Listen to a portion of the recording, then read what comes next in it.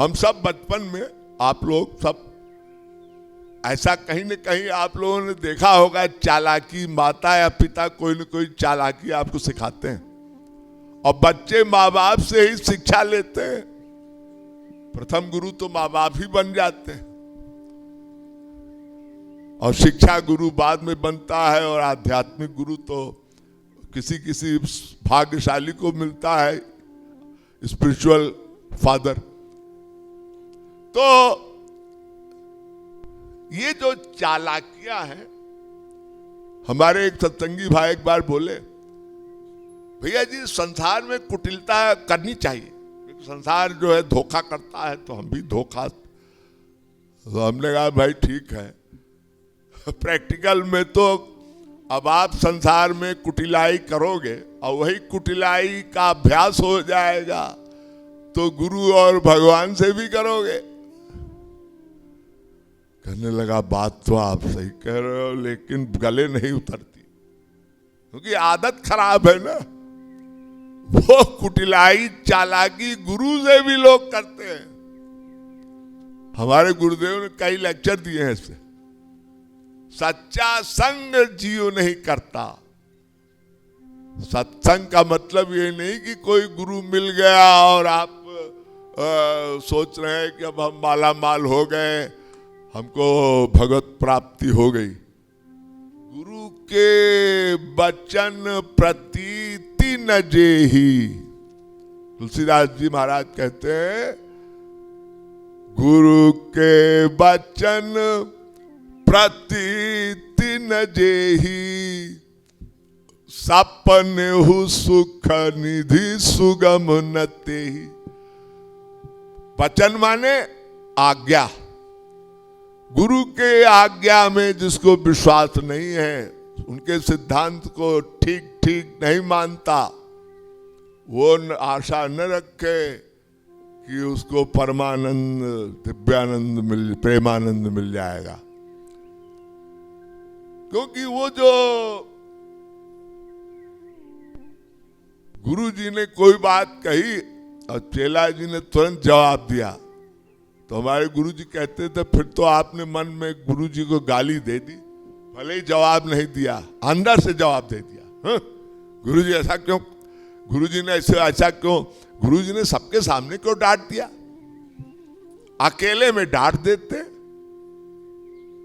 हमारे गुरुदेव से कई लोग ऐसे व्यवहार करते थे, तो गुरु जी कहते थे ना, कुत्ते की दुम टेढ़ी की टेढ़ी, उसको बांध के रखो और फिर स्वभाव बन गया है। ऐसे ही जीव ये कुटिलता का, चालाकी का, धोखे का, झूठ का, फरेब का व्यवहार सीखता है बचपन से। ये छोड़ना होगा। ईश्वरीय जगत में भगवान कहते हैं, मोहि कपट छल छिद्र न भावा,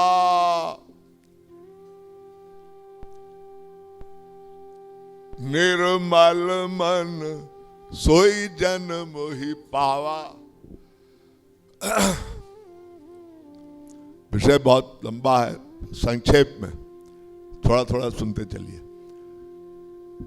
तो ये हुआ अनृत भाव, जिम्ब भाव, अनृत भाव। एक माया भाव होता है। ये माया भाव क्या है? बनावट, वास्तविकता को छुपाना। भगवान को इससे बहुत नफरत। ये जो साधना करते हैं हम लोग, तो कई लोगों का एक स्वभाव है, हमारे गुरुदेव का आदेश भी है, आंसू बहाओ, रो कर पुकारो। बालानाम रोदनम बलम। तुलसीदास जी ने रामायण में बहुत सुंदर लिखा है, गद गद गिरा नयन बह नीरा, तब गुण गावत पुलक शरीरा। भगवान का कीर्तन गुण नाम रूप लीला गुण में रोकर करुण क्रंदन करना। श्री कृष्ण ने उद्धव को भी समझाया था। श्रीमद् भागवत में उद्धव संवाद है ना श्री कृष्ण का, तो भगवान कृष्ण कह रहे हैं वाग गद गदा द्रवते यस्य चित्तम रुदत्तमीक्षणम हसति क्वचिंच विलज्जौजगायत नित्यते च मद्भक्ति युक्तो भुवनम पुनाति। गौरांग महाप्रभु भी कह रहे हैं नयनम गलदश्रुधारया बदनम गदगद रुद्धया गिरा पुलकैर निचितम वपुः कदा तब नाम ग्रहणे भविष्यति। नैनों से प्रेमाश्रु बहता रहे भगवान की भक्ति में, लेकिन ध्यान रहे कभी कभी ये लोक रंजन में भी कन्वर्ट होता है। आप मंदिर गए, आपने गुरु जी के दर्शन किए, थोड़ी सी भावुकता आई अपने। अब आंसू कई प्रकार के होते हैं। कुछ लोगों को आंसू आते हैं अपने पापों का चिंतन करके कि प्रभु मैं कितना पापी हूं और मैं गुरु की शरण में आया हूं, भगवान की शरण में आया हूं, अब मैं पाप नहीं करूंगा। लेकिन पाप नहीं करूंगा और मंदिर में के बाहर, गुरुद्वार के बाहर जाते ही किसी ने जरा सा कुछ आपत्ति कोई जता दी और फिर देखिए आप, मैंने बड़े बड़े साधकों को देखा है गुर्राते जरा सी बात पर। एक बार शंकराचार्य जी के पास कोई एक पंडित गया, पंडित, और शंकराचार्य जी से मिलने गया तो महाप्रभु जी के सेक्रेटरी ने बताया कि एक पंडित जी आए हैं, वो आपको गुरु दीक्षा लेना, आपसे गुरु दीक्षा लेना चाहते हैं। तो शंकराचार्य ने कहा अच्छा जरा उनको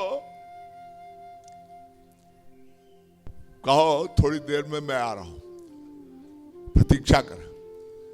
तो महाप्रभु ने, अरे सॉरी, शंकराचार्य जी ने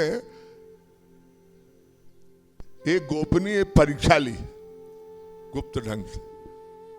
वहां एक सफाई कर्मचारी कोई गया और झाड़ू लगाने वाली है जो भी समझिए, और बाई चांस झाड़ू छू गई। अब कहीं बैठे थे वो सफाई करने वाले, आप में से कोई भी झाड़ू अगर किसी को टच कर दें तो बहुत से लोग होते हैं वो बड़ा, अब वो कर्मकांडी पंडित ओ लगा चिल्लाने, बदतमीज, जानता नहीं मैं चतुर्वेदी ब्राह्मण हूं और मैं स्नान करके पूजा करके आया था और बरस पड़ा। तो महाप्रभु देख रहे थे शंकराचार्य गुरुदेव आए, भाई आपका परिचय? तो मैं चतुर्वेदी ब्राह्मण और ऐसा वैसा अपना अपनी विद्वता का पाखंड सब बताया। तो शंकराचार्य जी ने कहा ऐसा है आप अभी कुछ दिन जाइए और थोड़ा साधना करिए, भक्ति करिए, भगवान का ध्यान करिए, शिव जी का, फिर आइएगा कुछ दिन बाद।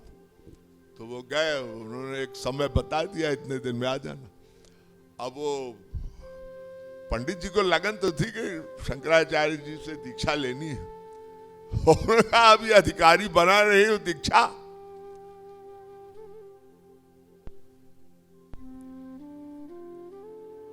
फिर वो कुछ दिन में आया तो इस बार तो उन्होंने कुछ और जोरदार टेस्ट ले लिया और उसमें पंडित जी को याद रहा कि पिछली बार तो हम गड़बड़ कर गए थे, अब थोड़ा सावधान रहें, मतलब थोड़ी दैन्य भाव आना चाहिए।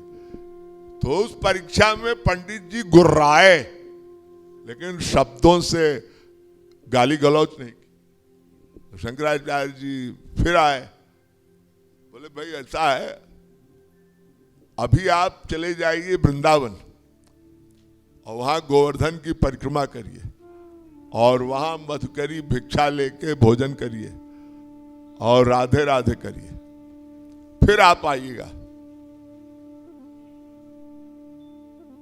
तब पंडित जी को होश आया कि गुरु कैसे परीक्षा लेता है और कहां पर हम चूक गए। यानी दीनता ही हर गुरु का जो आदेश है, रोक कर दैन्य भाव से भगवान की भक्ति की जाती है। तो आंसू कई प्रकार के होते हैं ना।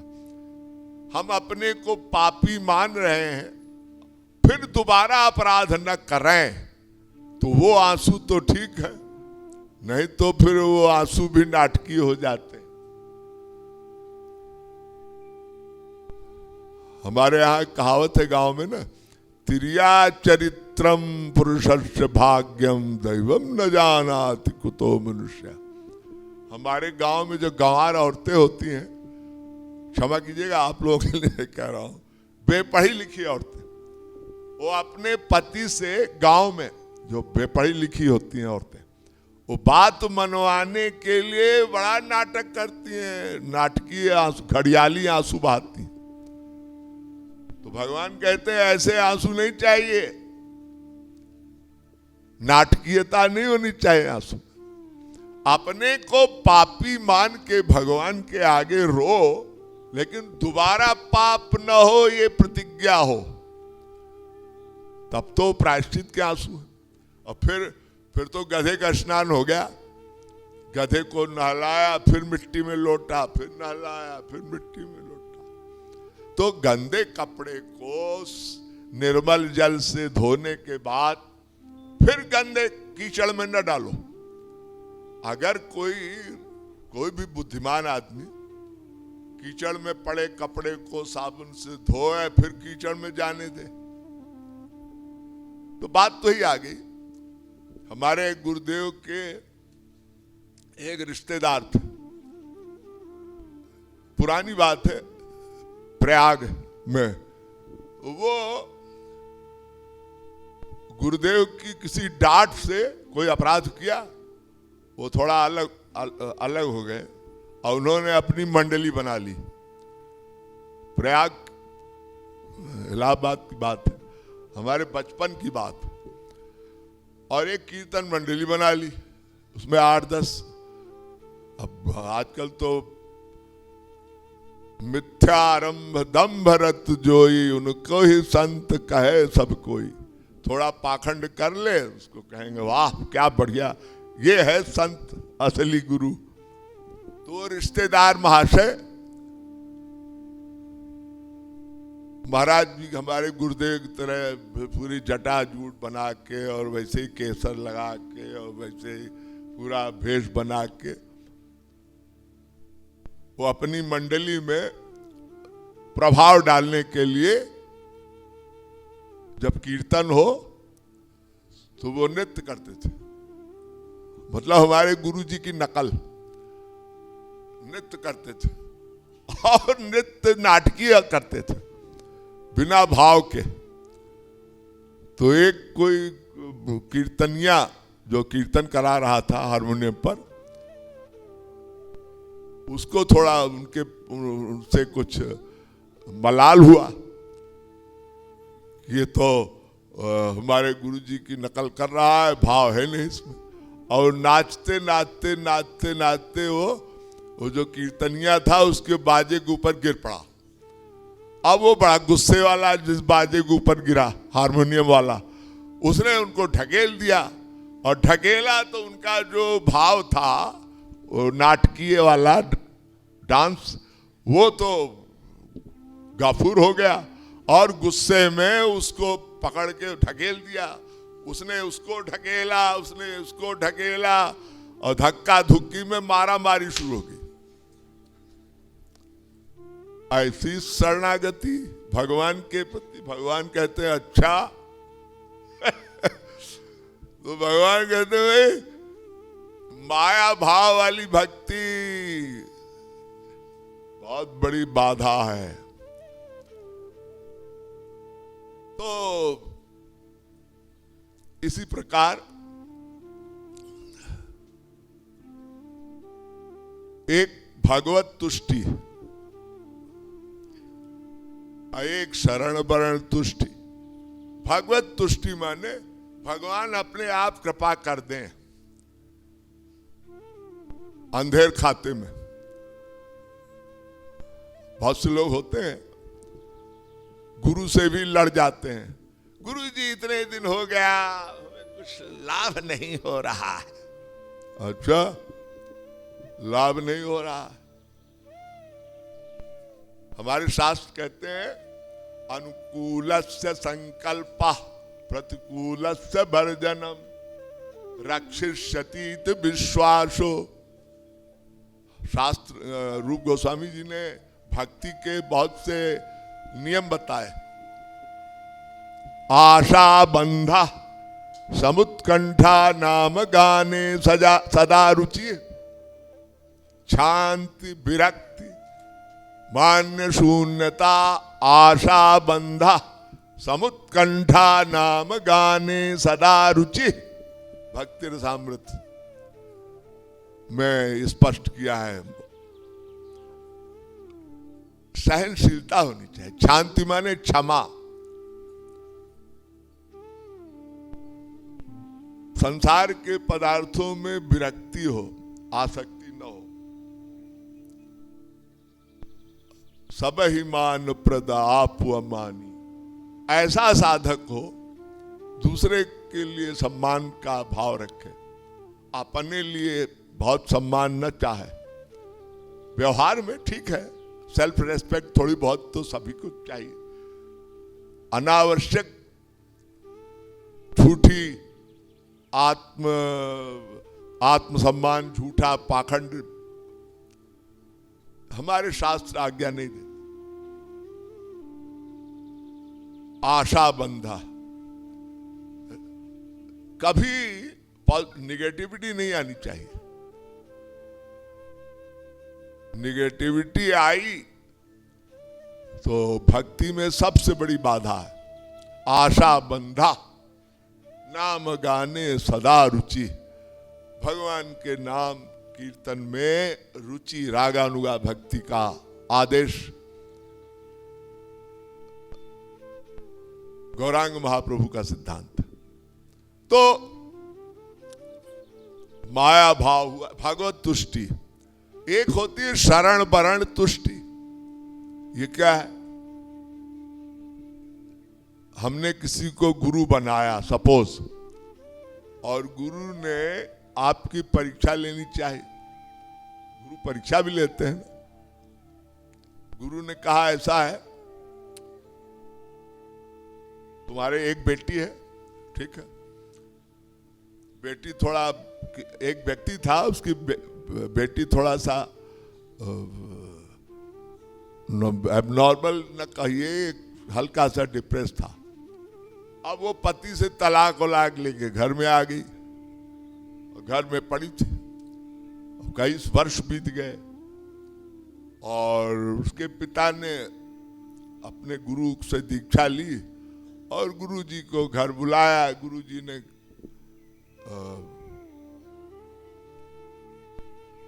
जी ने उसका जो निमंत्रण स्वीकार किया और अपने शिष्य भक्त के पास एक 2-4 दिन के लिए गए और पूछा, भाई तुम आजकल क्या कर रहे हो? बोले गुरुजी अभी इसी साल में रिटायर्ड हुआ हूं। मेरी बेटी है वो तलाक लेके घर में पड़ी है, बच्चे कच्चे हैं नहीं। तो गुरुजी ने कहा भाई मेरी राय ये है कि आप सब यहाँ का शहर का संपत्ति बेच दो और अब लगभग रिटायरमेंट पे आ गए तो 58-60 साल के तो वर्ष के आयु के हैं आप। बेटी है वो तलाकशुदा है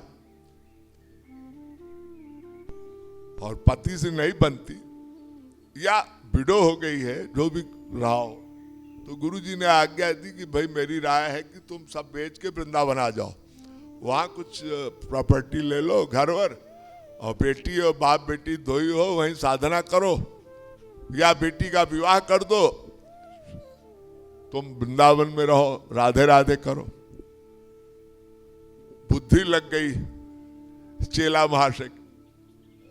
लगता है गुरुजी बड़े लालची हैं, लोभी हैं, और गुरुजी की जो मंशा ठीक नहीं है, इनका कैरेक्टर भी गड़बड़ लग रहा, क्योंकि कह रहे हैं बाप बेटी दोनों वृंदावन आ जाओ। ये है शरण वरण सब आपका है गुरुजी। गुरुजी घर गए तो चेला जी ने कहा भाई घर तो बड़ा अच्छा है गुरुजी, सब आपका है, सब कुछ आपका है, परिवार भी सब आप पर शरणागत है।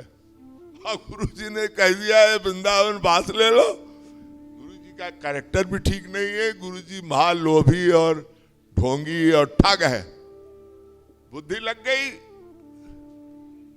यह है शरण वरण तुष्टि। एक काल तुष्टि होती है, सब ही होई है वही जो राम रचि राखा। भगवान समय को दोष देते हैं, कुछ लोग भाग्य को दोष देते हैं, भाग्य में जब होगा तब होगा। होई है वही जो राम रचि राखा।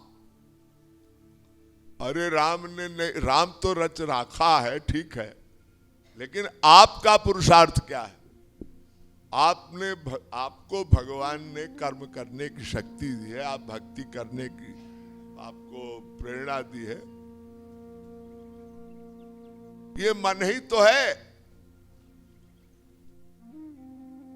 मन आपकी जो संकल्प शक्ति, मनुष्य क्या नहीं कर सकता। मनुष्य में इतनी बड़ी संकल्प शक्ति है कि देखो आजकल वैज्ञानिक लोग चंद्रमा पर पहुंच गए, तो ये एक संकल्प, एक रिसर्च, एक तपस्या ही तो है, भले वो भौतिक है।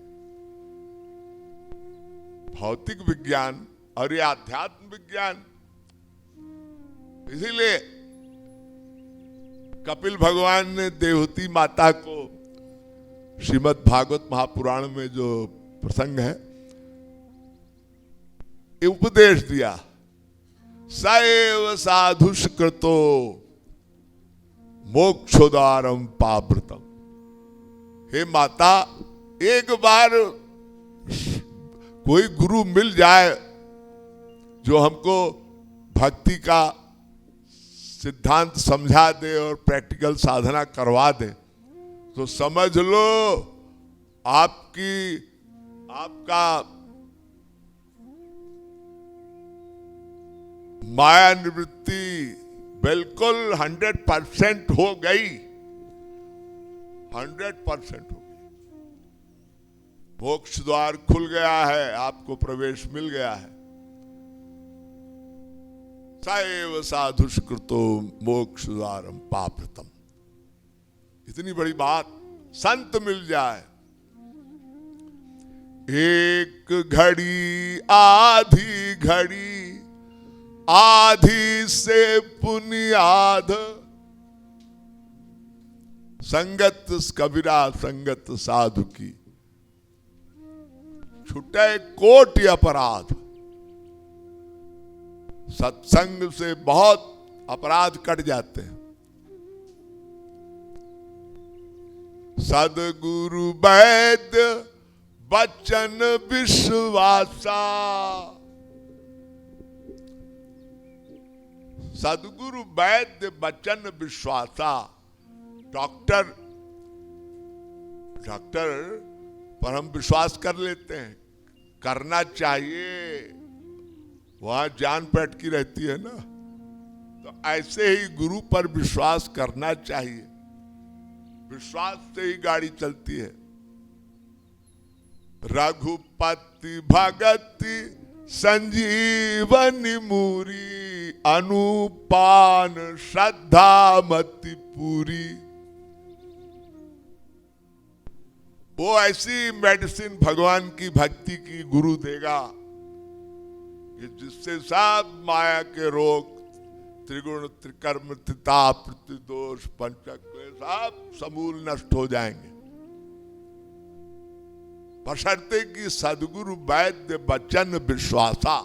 जैसे आप डॉक्टर पर विश्वास करते हैं, वहां खोपड़ी नहीं लगाते, ऐसे ही भगवान और गुरु गुरु गुरु मेन तो गुरु है। प्रत्यक्ष तो गुरु ही मिलेगा, भगवान तो बाद में। तो गुरु की कृपा से ही, हरि की कृपा से गुरु मिला और गुरु की कृपा से ही लक्ष्य वो प्राप्त हो।